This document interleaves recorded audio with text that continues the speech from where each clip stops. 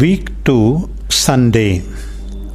A reading from the letter of St. Ignatius of Antioch to the Ephesians. The harmony of unity.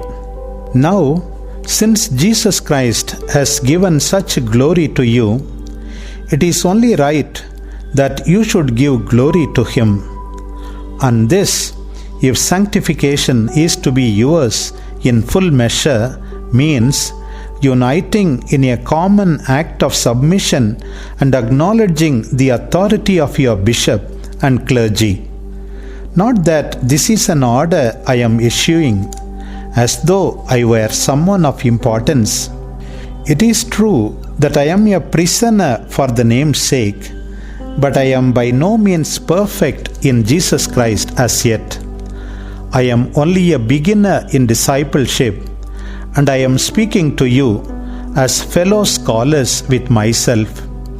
In fact, it is you who ought really to have given me lessons in faith and admonishment and patience and toleration. All the same, where you are concerned, love will not suffer me to hold my peace, and that is why I venture to recommend an action that reflects the mind of God.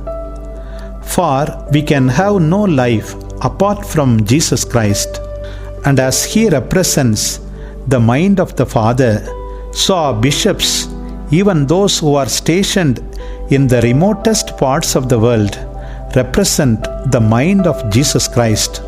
That is why it is proper for your conduct and your practices to correspond closely with the mind of the bishop. And this indeed they are doing. Your justly respected clergy, who are a credit to God, are attuned to their bishop like the strings of a harp, and the result is a hymn of praise to Jesus Christ from minds that are in unison and affections that are in harmony. Pray then, come and join this choir, every one of you.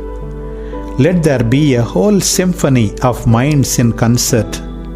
Take the tone altogether from God and sing aloud to the Father with one voice through Jesus Christ, so that He may hear you and know by your good works that you are indeed members of His Son's body. A completely united front will help to keep you in constant communion with God.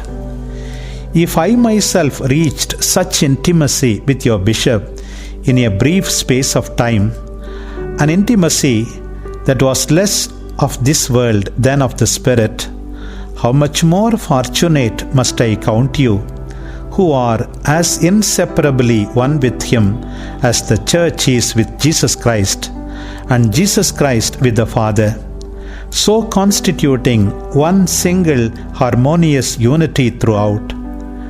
Let no one be under any illusion. A man who excludes himself from the sanctuary is depriving himself of the bread of God. For if the prayer of one or two individuals has such efficacy, how much more powerful is that of the bishop together with his whole church?